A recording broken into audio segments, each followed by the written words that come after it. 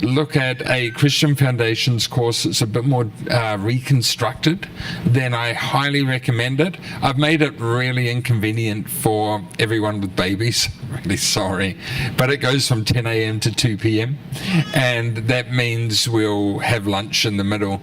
But it means it's not too early and it doesn't finish too late. But I really recommend it, especially if you do want to get involved in serving. Just helps you know really who we are and what we believe. So that's on the next 2 weekends. And then we'll also be doing a whole lot of things with life groups. There'll be a bunch of things on Saturdays, and especially near the end of June and in a couple weekends in July, there will be workshops and working bees on the weekends. And there's more about that. So look, before we start, our themes for the last few months have been fresh spaces and fresh perspectives. We're kind of blending that together today, and I want to share with you just a couple quick scriptures. We're going to start today in Romans 12. And let me just launch in and read it. And it'll help us then see, especially one thing that Jesus did. He did it multiple times, but we have one amazing example of something Jesus did where he created space for someone. And I want you to see this, because everything we're going to be talking about is about creating space to honor and empower who you are in God and who God has called you to be. So, Romans 12 verse 3. For by the grace given me, I say to every one of you, do not think of yourself more highly than you ought, but rather think of yourself with sober judgment in accordance with the faith God has distributed to each of you. And isn't that interesting? Consider yourself in sober judgment according to the grace that's given to each of you. So he's not saying to the grace given to you, but he's saying see how you fit in as somebody who has been distributed to amongst a community. So when you consider yourself, you're not considering yourself as a Christian. You're considering yourself as we're a Christian, that we make up a community, that we make up a space of faith. And he frames this beautifully because of what he continues to say. For each of us for just as each of us has one body with many members, and these members do not all have the same function, so in Christ we, though many, form one body, and each member belongs to all of the others. We have different gifts according to the grace given to each of us. If your gift is prophesying, then prophesy in accordance with your faith. If it is serving, then serve. If it is teaching, then teach. If it is to encourage, then give encouragement. If it is giving, then give generously. If it is to lead, then do it diligently. If it is to show mercy, then do it cheerfully. And so within this, one of the important parts of what church is church is a space where we can honor who you are and what gift you can bring. And so it's very funny because people get this really funny thing about serving. And you say, oh, he did such a good job. And, they go, oh, it wasn't me, it was the Lord. That old cliche of I'm being so humble, look at me, I keep saying it was the Lord. But it's like, but God gave you this thing so that you can flourish, so that you can be your best self. And often we push people down. It's like, oh, you're getting too proud, so we're not going to let you be the worship leader. You can go and work in kids' church as well because you're just a little bit too good when you're a worship leader. Have you ever been in a church that does that? I literally did when I first got saved. I was serving in kids' church, not because I'm a wonderful singer, because that's not the reason, but I was serving in kids' church with a bunch of people who a specific leader thought they were too good to be in the worship team and their ego would get too inflated. So it's like, so you need to go into a lesser ministry. Horrible thinking and theology. Whereas if you've got an amazing gifting, we want you to use it. We want you to be involved. We want the unique and beautiful collection of passions and things that you are engaged in this community and engaged in what is happening here. And so, using that scripture, I want to now go to a story that I have shared with you before. But it's in, look at, Jaden is on fire today, John 21. So we have this moment after Jesus was crucified and he hadn't yet appeared to everyone in his resurrected form. And we have Simon Peter, Thomas known as Didymus, Nathanael from Cana of Galilee, the sons of Zebedee, and two other disciples, mainly most of them, were all hanging out. I'm going out to fish, Simon Peter told them. And they said, we'll go with you. So they went out and got in a boat, but at night they caught nothing. So they went to the thing that actually they're really good at outside of ministry. Again, they're separating the spiritual from the physical. Whereas we discussed it last week, we are starting to see that the physical things we do are spiritual, that whether you're a fisherman or a builder or an accountant, there's those spiritual aspects to that. And so they went out fishing, but they didn't catch anything. Early in the morning, Jesus stood on the shore, but the disciples did not realize it was Jesus. He called out to them, friends, haven't you any fish? No, they answered. He said, throw your net on the right side of the boat and you will find some. When they did, they were unable to haul the net in because of the large number of fish. So we immediately, this story, this moment where Jesus is about to create amazing space of reconciliation and forgiveness in somebody's life, starts with him engaging with what they are very good at, empowering it, and allowing it to prosper, to flourish, to be phenomenal. So taking a fisherman and saying, let me step into your fishing and see what happens. And so this incredible thing begins. And so Peter, who's disillusioned, who's broken, is sitting there and suddenly seeing, hang on, this person, I don't know him, I knew Jesus, don't know who this is, has repeated the words of Jesus to me, and suddenly the thing that my hands are put to are overflowing. And so they could not haul in the net because of the large number of fish.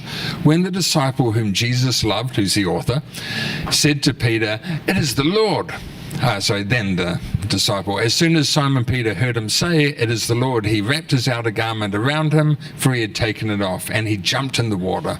The other disciples followed in the boat, towing the net full of fish, for they were not far from the shore, about 100 yards.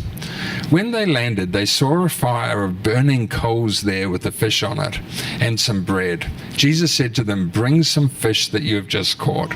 So we now have this example of Jesus doing the physical, creating space and practicing hospitality in a spiritual way. And so the engagement of who we are, what our passions are merged with creating spiritual spaces.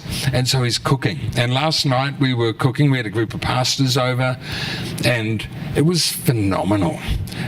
We had people from different denominations and backgrounds, but the 4 different churches that were sitting around our teppanyaki table last night all share a common heart for just bringing people into a space of inclusion and a space of belonging. And it was a start of something great. Actually, it wasn't really a start, but for our part of meeting with this group, it's a start from our perspective. And we're stepping into a story that I think involves everything I'm about to talk about shortly. But we can never disqualify things like cooking or creating space with hospitality. I actually love to cook because I talk less.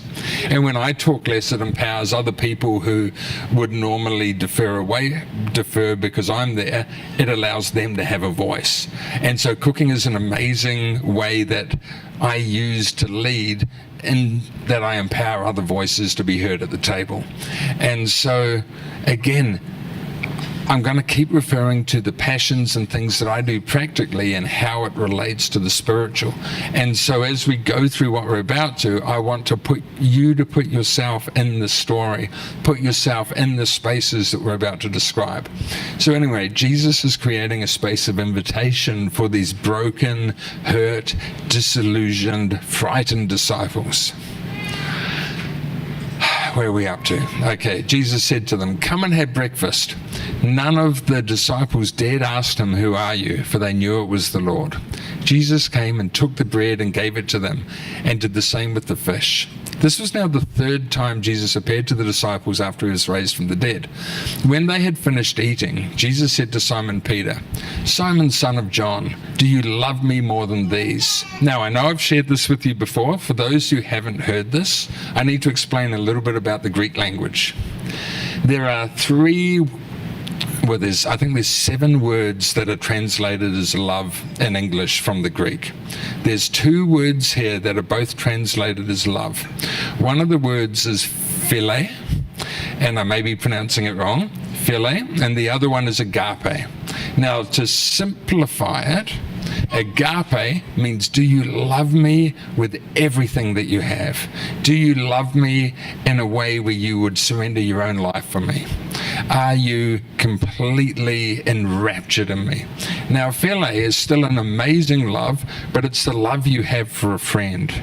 Do you love me and invest yourself into me as a friend? Okay? And there is a difference between agape and philia.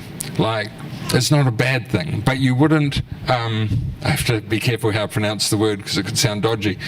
If you only have philia love for your spouse, that would be very unfortunate, because it means you're not fully surrendered and in love and thrown into the relationship. It's like, yeah, they're a good mate, they're a good friend. So you understand a bit of the difference, okay? So when Jesus asks this, he's using the word agape, which is translated as love. When Peter replies to him, he's not using the word agape. He's using the word philia. So as I read this, I'm going to expand on it so you can hear what's happening and what the reality of the conversation is. And in that, I'm going to change one word. So there's a word that says yes.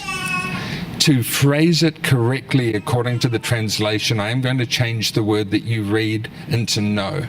But as you see it being translated, I think it will make sense. Are we good with this as I go on? Okay. So, Simon, son of John, do you love me with everything that you have and will surrender yourself to me more than these? He answered, "Yes, Lord, you know that I love you as a friend." Jesus said, "Okay, take care of my sheep." So he asked agape, Peter answered philia. Again, Jesus said, "Simon, son of John, do you love me with everything that you've got, that you would surrender your life to me?" He answered, "Lord, you know that I love you as a friend." So his heart had been broken. He had disowned Jesus. He had gone back to fishing. There was a space here where there was disconnect. But what Jesus is doing on the beach by the fire with a full stomach and with food is creating a space of love, a space of acceptance, a space of inclusion. Jesus replied, "Take care of my sheep." The third time he said to him, and this is where we see that God is willing to lower his expectations of you to meet you where you are. "Simon, son of John, is what you're saying to me that you love me only as a friend?" Peter was hurt because Jesus asked him the third time, "Do you only love me as a friend and not do you love me with everything you've got?" He replied, "Lord, you know all things. You know, yes, that I can only love you as a friend." Jesus said, "Feed my sheep." And then he goes on to say something really important. "Very truly I tell you, when you were younger, you dressed yourself and you went where you wanted. But when you are old, you will stretch out your hands and somebody else will dress you and lead you where you do not want to go." Jesus said this to indicate the kind of death by which Peter would glorify God. And then he said to him, "Follow me." So in the end, Peter was crucified for Jesus.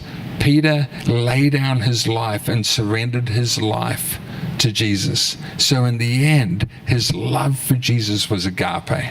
And he created a space at the table that allowed him to go to say, I understand that you have this capacity at the moment, but I want you to know that in me your capacity will grow. And so I found it important to share this because we want to create a space.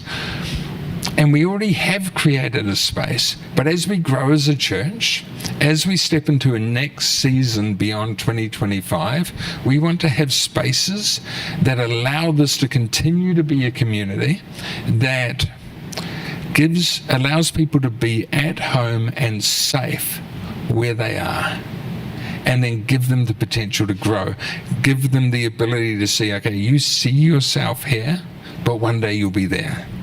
You are here and you are loved and you are accepted. You cannot do anything else in this moment to make God love you more.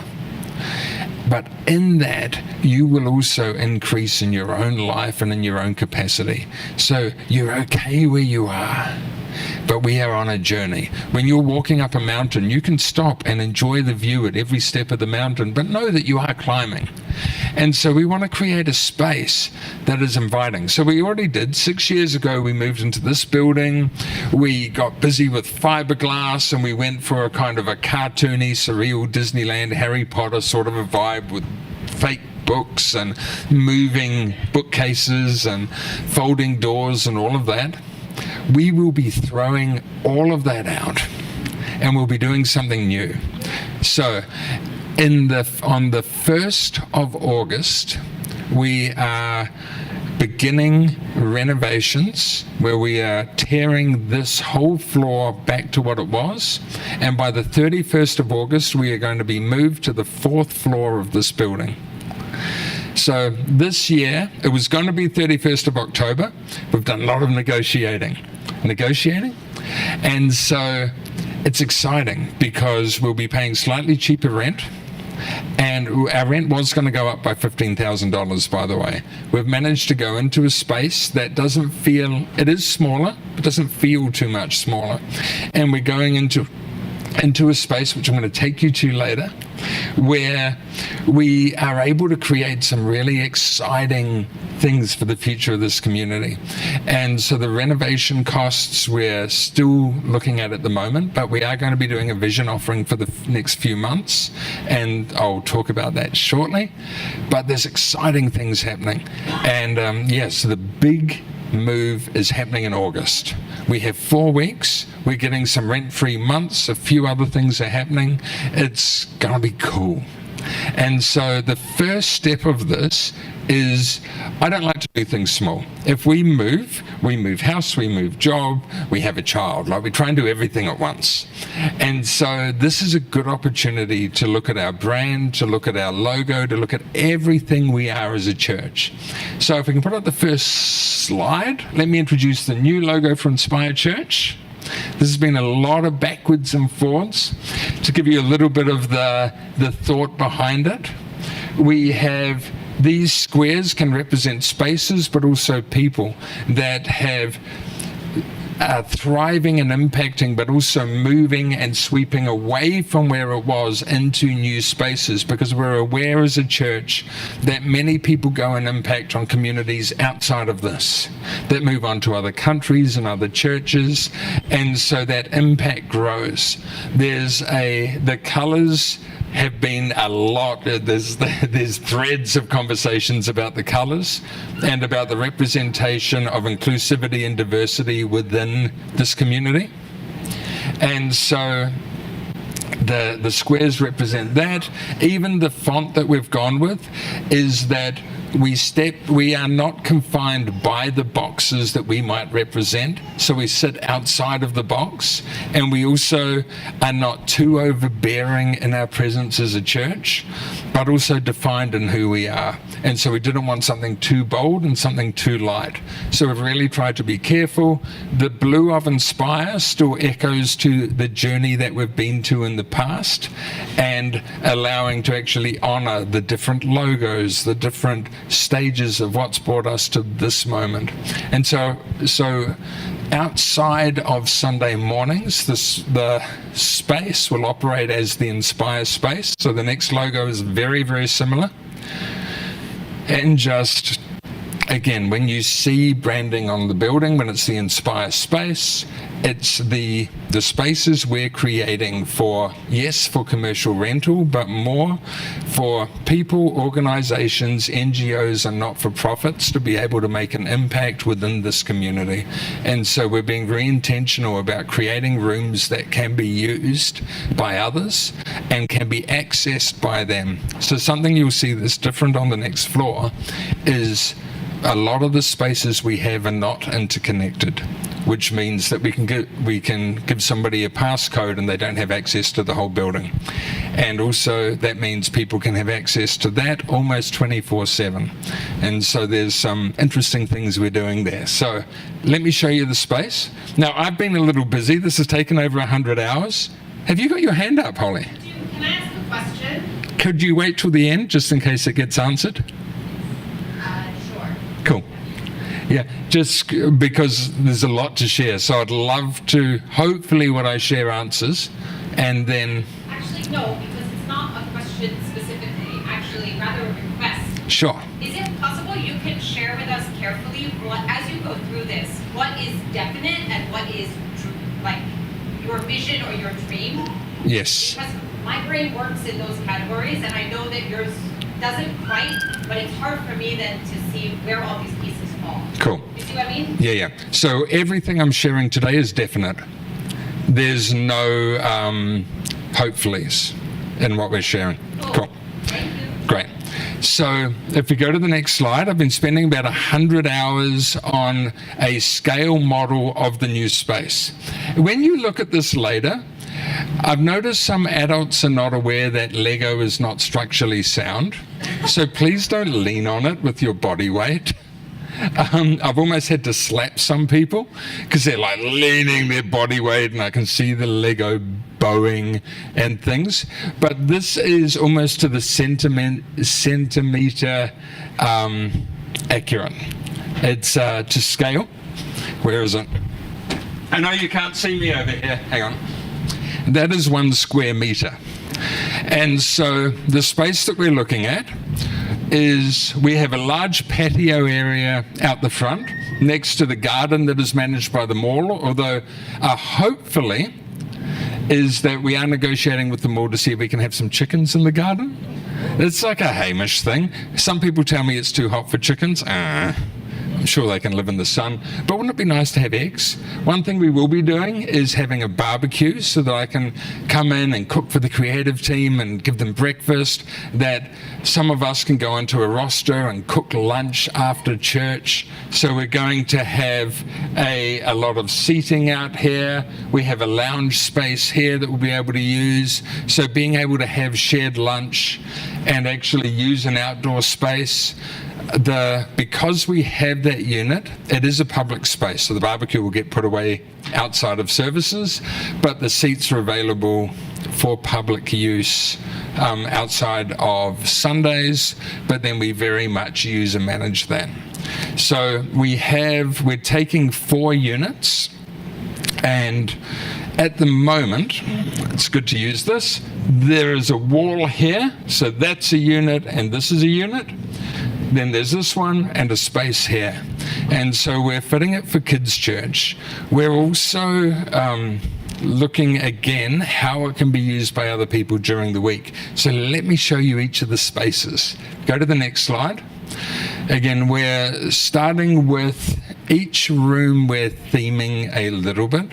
So the first room, which is unit 0408, we're calling Timber at this stage. And I'll just avert your eyes to the space over here. It's going to be very much a reading room. So if we go to the next slide, this is the mood board, where we're creating reading spaces, not with fake books like we have at the moment. I'm going to be carrying a piece of Lego around if I don't put that down, but real seats and nooks and areas that you can kind of curl up with a book. We want people to be able to come here during the week and not take away like a library, but find a space for a few hours and read. Find a space where there's some music, an environment that is just away from what they're used to. And so there's multiple levels. There'll be a mezzanine. All of this is the builders are doing the plans at the moment. You're going to be helping build this as well. I've shared it, 2 people I've shared it with have already said, great, I have about 70,000 books I'm sick of storing, can we donate some? I'll be talking about what you can help resource shortly and how you'll be getting involved. So timber will have a very wooden feel, and I kind of, again, in my imagination, you can see the model there, went for kind of a clubhouse, tree house sort of a vibe. On Sundays, it will be our, what age?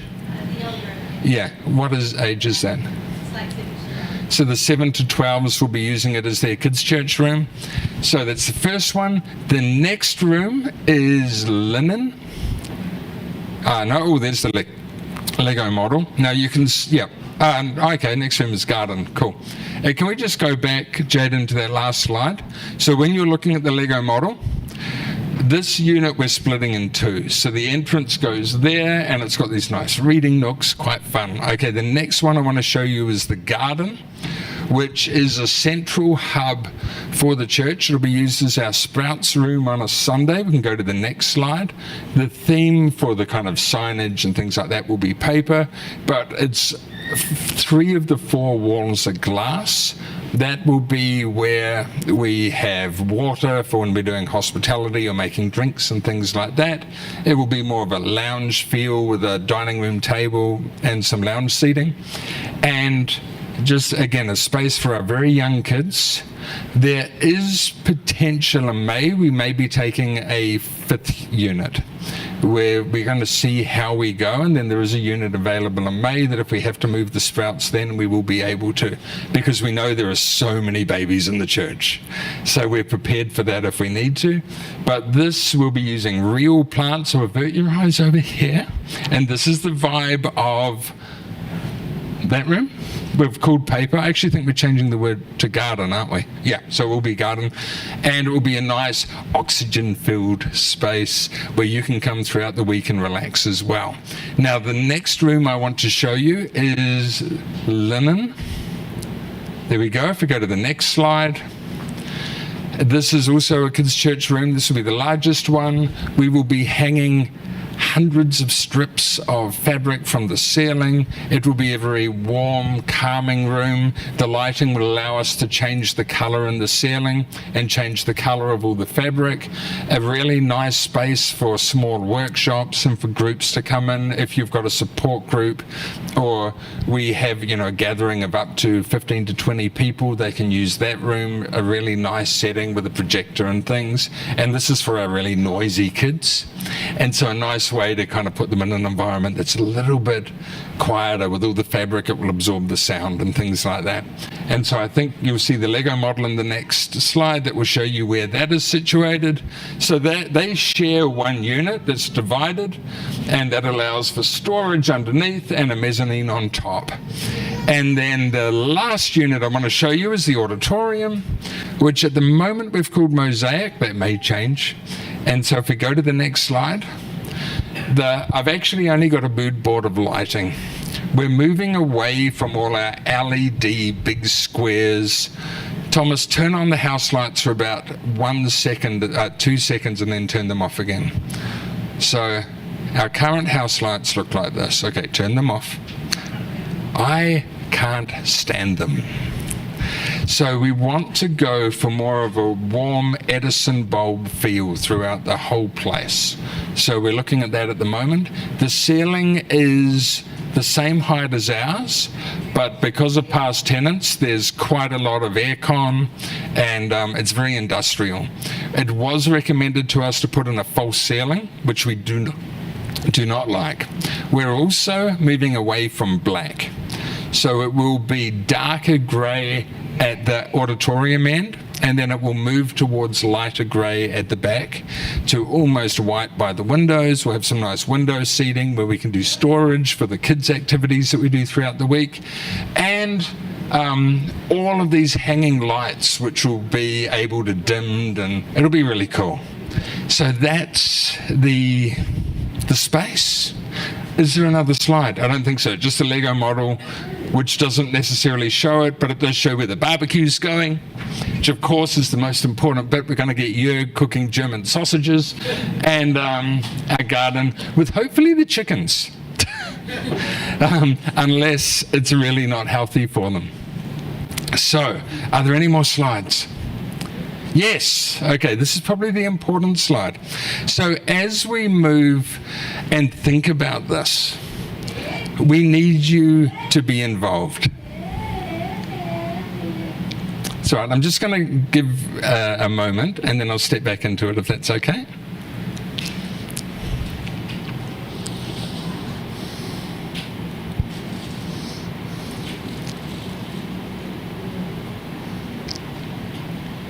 Amazing. Okay. We have a small leadership team. This is a church with absolutely no paid staff that run things throughout the week. So we rely on you. And when I say we rely on you, you are this church. And so as this church, we're going to work together on this project.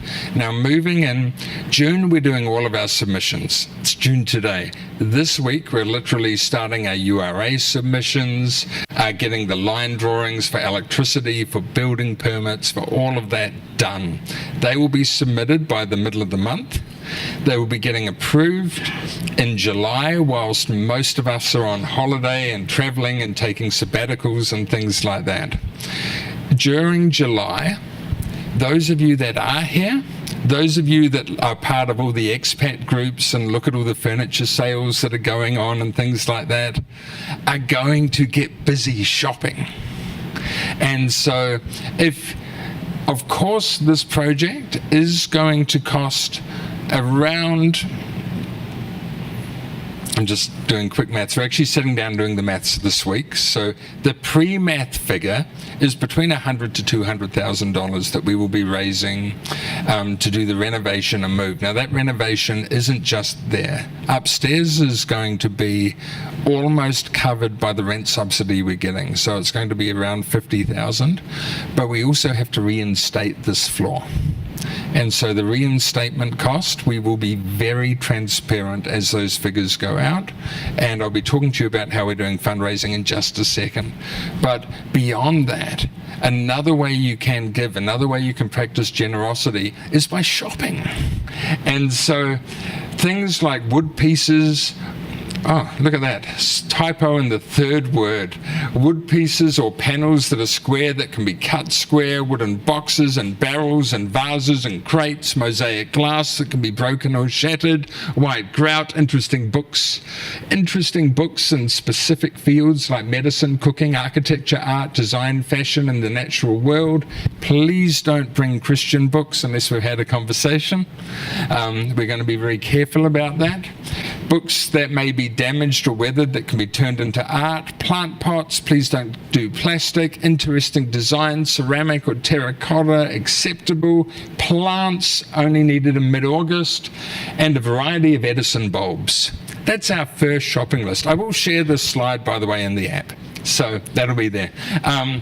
So there will be other ways to get involved. Those of you that like to paint, that like to build, or would like to learn how to paint or build, in August we will be all hands on deck.